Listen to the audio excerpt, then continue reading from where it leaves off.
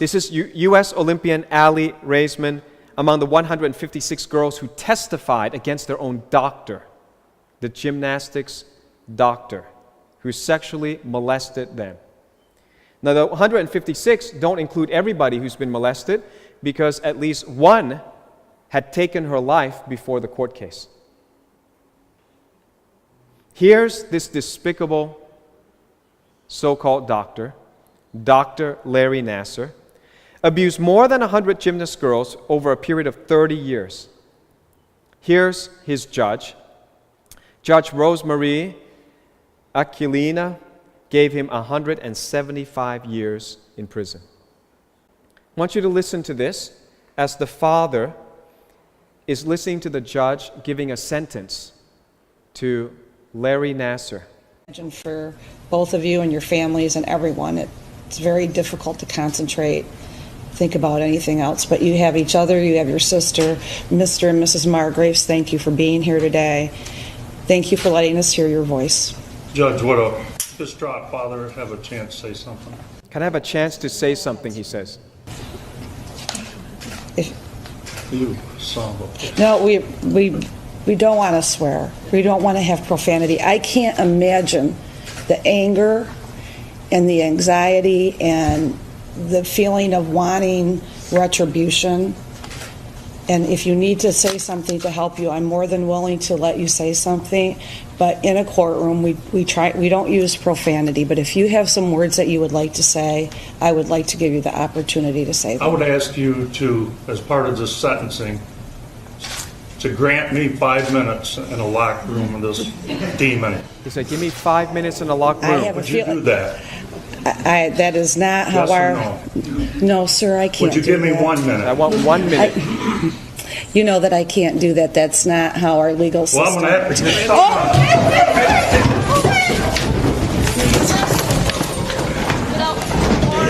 Stay down.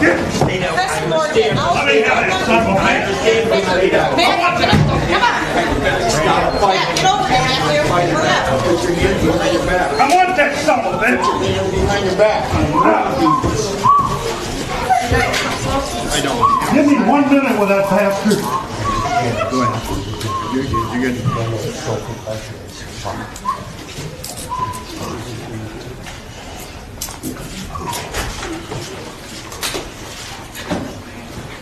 One minute. Relax, sir. Relax. Take it easy, buddy. Just relax. This may be the worst sexual abuse in all U.S. history, because actually he is one doctor abusing so many children over 30 years. And the father lunges at him. His name is Randall Margraves. I ended up delivering all 3 of my daughters to a demon. I can only hope that when the day comes that Larry Nassar has ended his days on this earth, that he will be escorted to one of the deepest, darkest, hottest pits in hell there is. You know that justice would bring peace to this man? It would make this man believe in God if he doesn't believe God already. A local tweeted, "If I'm being honest, I think we are all Randall Margraves. Though I agree his response is not the helpful one, it is the honest one. I can only begin to imagine his feelings of loss and failure. Though so far from the truth, I hope he finds restoration and peace." Well, let me ask you, what do you think about the father? How many of you would be angry at him or punish him for wanting justice for his 3 molested daughters? Anybody against him? Not a single person. You're all for him. You're all for what he did, every single person. Let me ask you, if this is how the father, a local resident, and most normal people feel, why does our legal system fail to allow the father justice?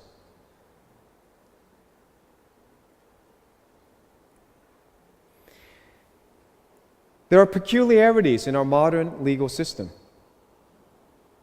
It is not the same as in biblical days, so far from biblical model, and it's not even the same as 200 years ago.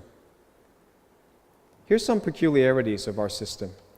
A convicted criminal owes a debt to the state in our system rather than to the victim. So when you're convicted of a crime, you now owe a debt to the state, which in many prisons, it just means you go and do community work, make driver's license plates. So for raping someone, you now go and make license plates because you owe a debt to the government. You see how twisted that is? And there's no such thing as a government. It's a bureaucracy of people. So there are real people that are being hurt.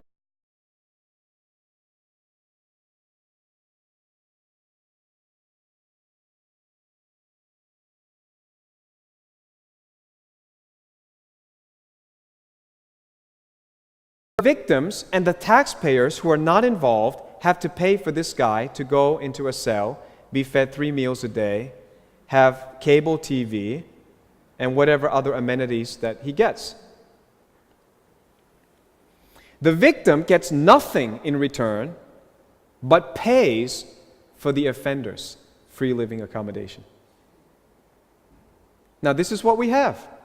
This is what you're used to. 99% of you have never questioned this. And I don't think there's much hope for changing this because most people are not going to be listening to the Bible and understanding what the biblical system is. But if ever we have a chance, if ever there is a reset or a leader who's willing to go back to ways that work, the ancient ways, then let me tell you something. There is biblical justice. And I'm going to begin to share with you tiny little bits of what it is. I'm going to spend the next few weeks talking about what it means. But let me propose to you some thoughts that you have never heard before. Are you ready? Here's how biblical community worked, how biblical justice worked. Number one, there was no police. Imagine living in a society where there's no police present. You're not afraid of being stopped by anyone while you're going about your business. No police. Do you understand that? That in biblical Israel, there was no police force. There was no police tribe. There was no tribe that God said there are 12 tribes. One will be Levites, the religious people. One will be the police. We need a police. And the rest you can be free citizens. Not one. God did not see any. Think about what kind of society that was. And people who critique the Bible don't even know the basic things, the basic context. Number one, no police. Number two, no prisons.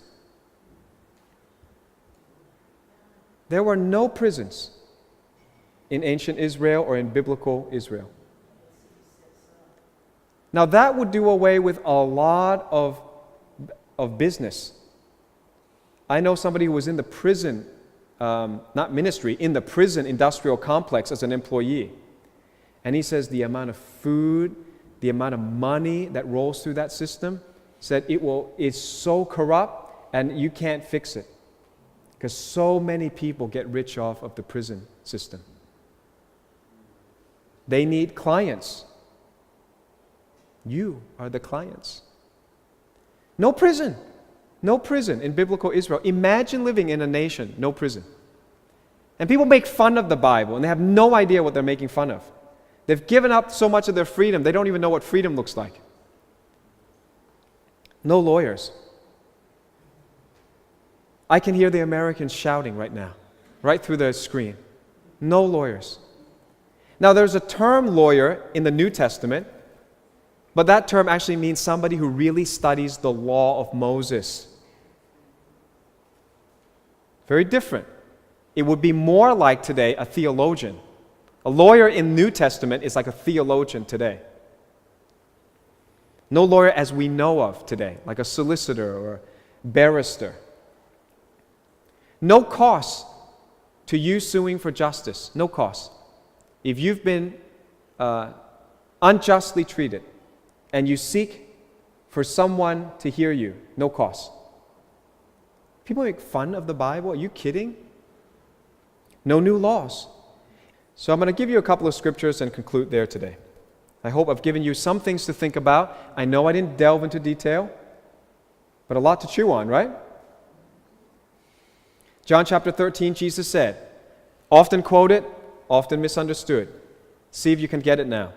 John chapter 13, verse 34, Jesus said, "A new commandment I give to you, that you love one another as I have loved you, that you also love one another.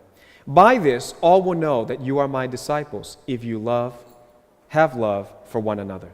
What made this so extraordinary? There had been no new commandment given for 1,600 years since Moses. Why? Because only God writes laws. If you take it upon yourself to write and make up laws, you're saying you are God. Because scientists, imagine how ridiculous it would be if a scientist said, "Today, I'm going to write a new scientific law. I'm going to make it up." Well, that'd be ridiculous. You can't do that. You can't say, "On Wednesday, gravity will be suspended by law of so-and-so physicists. I suspend gravity on Wednesday." New law. You can't. You can't make laws. You can only discover laws. Everybody understood this, who was intelligent, understood this until recently. Now, everybody makes up laws, and we think, wow, they're really productive. We're voting for people to make new laws. New laws means less freedom. New laws mean more power to the politicians all the time. More regulation, more money spent to enforce. More power used against us. Right? So here's an extraordinary thing. They lived in a society where no one was accustomed to hearing anyone saying, "Let's write a new law." Nobody expects that. And Jesus comes up and says, "I want to write a new law." And they said, "But for the past 1,600 years, nobody writes a law. Only God writes a law." And what Jesus is saying in this verse is, "I am God." That's the thing that people miss when they quote this. How can you make a law unless you are God? So the rabbis were forbidden expressly to add to the Torah. For 1,600 years, no one could add a single law until Jesus. Now, some of you smarty pants would say, "Well, what about the rabbis? They added a bunch of laws. They added this and that, and then there were so many oral laws." Yes, but they never called it laws. Do you realize that? No, they didn't. They were not allowed. They were forbidden to add to the Torah, so they called it, the rabbis always have a way around it, they called it fences. They say, well, there is a law, and we can't add to it, but since the law is so good, why even get near the offense? We'll make an extra fence around the law. So they're just being extra precautious. Get it? So the Bible says don't light a fire. They create a second fence and say, well, if you press an elevator button on the Sabbath, it could qualify as lighting a fire, in which case you break the law and go to hell. So let's just create a fence, not a law, not a Torah authoritative law, but a fence. You can't use elevators on the Shabbat. So you go to Israel, you can't use elevators. These are extra man-made, rabbi-made laws, or fences, as they say. You get it? It's an extraordinary thing for Jesus to appear and say, I just write a new law. Who has such power? Right, if you'd like to learn about some of the Hebrew roots of our understanding of the Bible, we so desperately need to get into it without falling over into the ditch of the, Yeshua name only and the extremes of the Hebrew roots movement. I'm not part of that either, but I appreciate some of the things that they say. But we have a DVD now called 2 Secrets of the Jews from Abraham to Modern Israel. And it was a really fun time. We ministered this in Discover Church. Abraham was shown a secret, Isaiah was shown a secret, and many Jews have forgotten the secret. We're going to keep exploring this theme of how many things the Jews were taught that even they themselves have forgotten, and definitely Christians have forgotten, but we can rediscover them. And that will help us so much in creating revival and getting ready for the last move of God. Can be no final move of God without justice, because the Lord loves righteousness and justice.